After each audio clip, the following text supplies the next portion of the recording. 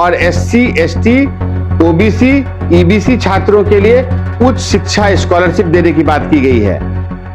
जिस मुस्लिम समाज के बारे में बात होती है कि मुस्लिम समाज एकजुट होकर के वोटिंग कर रहा है, बल्कि वो इस बार नीतीश कुमार और नरेंद्र मोदी के प्रति एक समर्थन व्यक्त करते हुए दिख रहा है। इसी अवधि में बिहार का बंटवारा भी हुआ।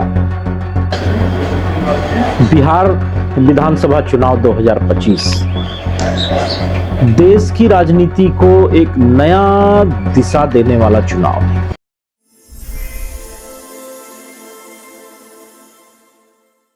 बिहार विधानसभा चुनाव 2025 निर्णायक चरण में आ चुका है। पहले चरण का मतदान संपन्न हो चुका है और मत प्रतिशत के मामले में पिछले कई चुनावों का रिकॉर्ड टूट चुका है। और मैं जब यह वीडियो रिकॉर्ड कर रहा हूं तब दूसरे चरण का मतदान चल रहा है। 14 नवंबर को वोटों की गिनती से पहले पिछले एक महीने में बिहार घूमते हुए मैंने अलग अलग जिलों में सैकड़ों लोगों से चुनावी मूड समझने की कोशिश की। जनता किन मुद्दों पर अपना वोट करेगी, उसको साझा करने का प्रयास आज बिहार से वापस दिल्ली प्रस्थान करने से पहले बिहार की धरती पूर्णिया से इस चुनाव की आखिरी वीडियो रिकॉर्ड कर रहा हूं। इसके बाद बात दिल्ली से होगी। अब थोड़े समय में आपको अलग अलग चैनलों में एग्जिट पोल के नतीजे भी देखने को मिलने लगेंगे। मैं यहां कोई बिहार चुनाव का रिजल्ट प्रेडिक्ट करने के लिए नहीं जा रहा हूं। मैं आपसे वही बात करूंगा जो मैंने जगह जगह घूमकर लोगों से बात करके महसूस किया, जिसका असर आने वाले रिजल्ट में देखने को मिल सकता है। सबसे पहले मैं बिहार के चुनावी इतिहास की बात करता हूं। बिहार के चुनावी इतिहास को 3 भाग में विभाजित किया जा सकता है। स्वतंत्रता के बाद पहले 25 वर्षों में यहां के मतदाताओं ने लगातार सत्तारूढ़ दलों को सत्ता में वापस लाया, जो शासन के प्रति आशावाद को दर्शाता था। ये 100% प्रो इनकम्बेंसी का समय था। ये वही काल था जिसमें डॉक्टर श्री कृष्ण सिंह बिहार के मुख्यमंत्री थे और उनके शासनकाल में बिहार का सर्वांगीण विकास हुआ था, जिसमें औद्योगिक विकास भी शामिल था। हालांकि उस समय आज का झारखंड भी बिहार का हिस्सा था और बिहार से पलायन की कोई समस्या नहीं थी, ना ही यह कोई चुनावी मुद्दा था। अगले 25 वर्ष मतलब 1977 से 2002 तक बिहार की राजनीति में काफी उलटफेर हुआ, जिसमें केवल 33% सरकारें लोगों के गुस्से और अस्थिरता के बीच फिर से चुनी गई। इसी अवधि में बिहार का बंटवारा भी हुआ, जिसमें झारखंड एक अलग राज्य बन गया। लालू प्रसाद यादव और राबड़ी देवी इसी अवधि में बिहार के मुख्यमंत्री थे। इसी कालखंड में बिहार से रोजगार के लिए लोगों का पलायन बड़ी मात्रा में शुरू हो गया था। मैं मानता हूं कि 2002 से बिहार मध्यम प्रो इनकम्बेंसी के चरण में प्रवेश कर चुका है, जिसमें लगभग 60% सरकारें वापस चुनी गई। अभी मैं बिहार के लंबे समय से चले आ रहे मतदाता व्यवहार के रुझानों की चर्चा कर रहा हूं।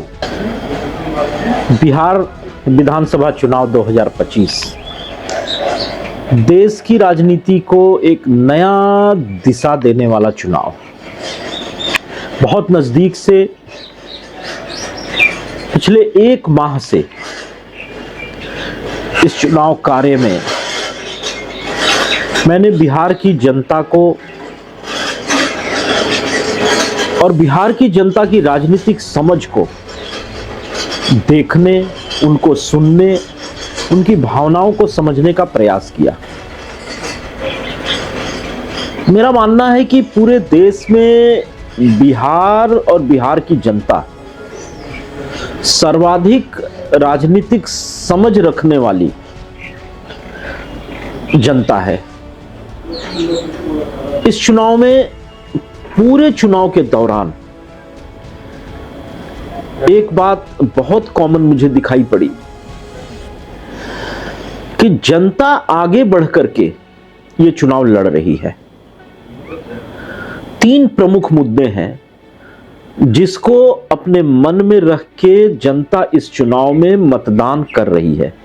पहले चरण का मतदान हो चुका है, दूसरे चरण का मतदान होने वाला है।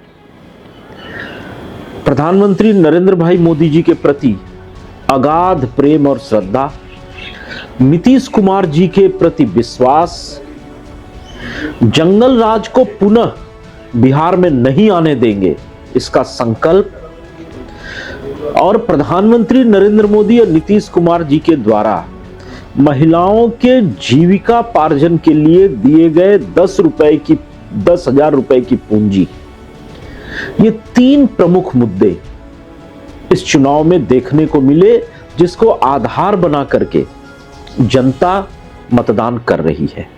संपूर्ण एंटी इनकम्बेंसी की धारणा के विपरीत बिहार ने पिछले 2 दशकों में प्रो इनकम्बेंसी की ओर स्थिर बदलाव दिखाया है। पिछले 1 महीने में बिहार घूमने के दरमियान मैंने फिर इसी ट्रेंड को महसूस किया।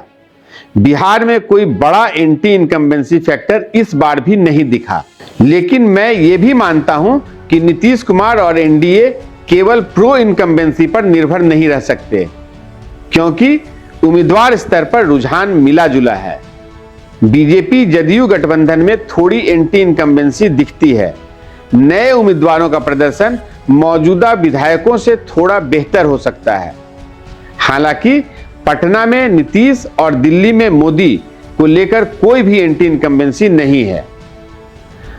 जैसा कि हम लोग जानते हैं, 2025 विधानसभा चुनाव केवल 2 चरणों में ही हो रहे हैं, जो कि 2015 के 5 और 2010 के 6 चरणों में हुए चुनावों से काफी कम है।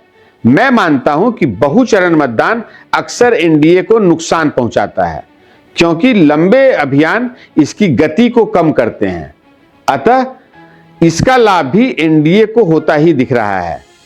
आरजेडी जैसी पार्टियां में स्टार प्रचारक केवल तेजस्वी यादव ही हैं, तो अकेले वो जितना प्रचार कर सकते थे उन्होंने किया, जबकि भाजपा में कई स्टार प्रचारक बिहार चुनाव के दौरान अलग अलग जगहों पर प्रचार करते दिखे।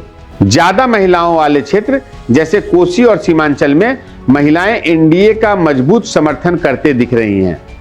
हालांकि पटना और मगध, जो पुरुष प्रधान मतदान वाले क्षेत्र हैं, वहां महागठबंधन कड़ी चुनौती दे सकती है। जमीन पर मुसलमान, यादव और महागठबंधन के जितने कैडर हैं, उनके वोटों में ज्यादा बंटवारा नहीं दिखा और इनका ज्यादातर वोट महागठबंधन की ओर जाता दिखा। वही जिसे हम फ्लोटर वोट कहते हैं, उनमें ऐसा कोई कारण नहीं दिखा कि वो बड़ी संख्या में महागठबंधन की तरफ जाएं। इसी तरह एनडीए की भी परंपरागत वोट एनडीए के साथ ही जाता दिखा। चुनावी मैनिफेस्टो की बात करें तो एनडीए ने विकास को अपना मुख्य हथियार बनाया है।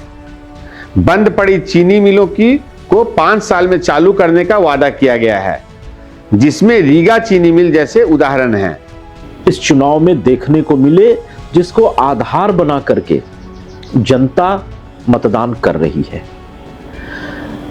बिहार का नाम आते ही हमें जातियों में बटा हुआ हिंदू समाज देखने को मिलता है। इस बार यह भाव बहुत कम है। हर जाति वर्ग का व्यक्ति इस चुनाव में सिर्फ और सिर्फ बिहार के विकास को पटरी पे बनाए रखना है, यह भाव धारण करके चुनाव में भाग ले रहा है। बिहार विकास के जिस रास्ते पे नीतीश कुमार के नेतृत्व में, प्रधानमंत्री जी के नेतृत्व में चल रहा है, उसे रोकना नहीं है, यह संकल्प लेकर के चुनाव में भाग ले रहा है। जिस मुस्लिम समाज के बारे में बात होती है कि मुस्लिम समाज एकजुट होकर के वोटिंग कर रहा है, बल्कि वो इस बार नीतीश कुमार और नरेंद्र मोदी के प्रति एक समर्थन व्यक्त करते हुए दिख रहा है। ऐसी लोगों की धारणा रहती है कि वो भाजपा और भाजपा के नेतृत्व वाली एनडीए के विरुद्ध मतदान करता है। यह भाव भी कमजोर है। बहुत बड़ी संख्या में मुस्लिम मतदाता भी इस बार बिहार के विकास की गति को बनाए रखने के लिए एनडीए को वोट करते हुए नजर आ रहे हैं। डिफेंस कॉरिडोर, राम जानकी पथ, सीतामढ़ी अयोध्या कनेक्टिविटी, वंदे भारत ट्रेन और एम्स दरभंगा जैसे प्रोजेक्ट्स को तेज गति से पूरा करने की प्रतिबद्धता जताई गई है। फूड प्रोसेसिंग, पर्यटन, मेट्रो और बुनियादी ढांचे पर विशेष फोकस देने की बात दोहराई गई है। अब बात करते हैं महागठबंधन के मैनिफेस्टो की, जिसे बिहार का तेजस्वी प्रण नाम दिया गया है। ये मैनिफेस्टो रोजगार, सामाजिक न्याय और कल्याण पर केंद्रित है। मुख्य वादे हैं हर परिवार को एक सरकारी नौकरी का कानून 20 दिनों में पास करना, महिलाओं को मासिक 2500 की सहायता, हर घर को 200 यूनिट मुफ्त बिजली, सभी फसलों पर न्यूनतम समर्थन मूल्य की गारंटी, भूमिहीनों को आवासीय प्लॉट, पुरानी पेंशन स्कीम को लागू करने की बात भी की गई है। कानून व्यवस्था मजबूत करने के लिए पुलिस सुधार और SC, ST, OBC, EBC छात्रों के लिए उच्च शिक्षा स्कॉलरशिप देने की बात की गई है। इसके अलावा ताड़ी पर प्रतिबंध हटाने का भी वादा किया गया है, जो ग्रामीण अर्थव्यवस्था को बढ़ावा देगा। यह मैनिफेस्टो तेजस्वी यादव को बदलाव का चेहरा बताते हुए वे बोलते हैं हम करते हैं का नारा देता है। दोनों मैनिफेस्टो में रोजगार और महिला सशक्तिकरण पर जोर है, लेकिन एनडीए इंफ्रास्ट्रक्चर और विकास पर फोकस कर रहा है, जबकि महागठबंधन सीधी नौकरियां और कल्याण योजनाओं का वादा कर रहा है। बिहार के निर्णायक मतदाता इन वादों को ध्यान में रखकर ही वोट किए होंगे। जैसे जैसे वोटों की गिनती का समय नजदीक आ रहा है, बिहार की राजनीति एक बार फिर अप्रत्याशित मोड़ ले सकती है। आपकी क्या राय है? कमेंट्स में बताएं और चैनल को सब्सक्राइब करना नहीं भूलें। धन्यवाद।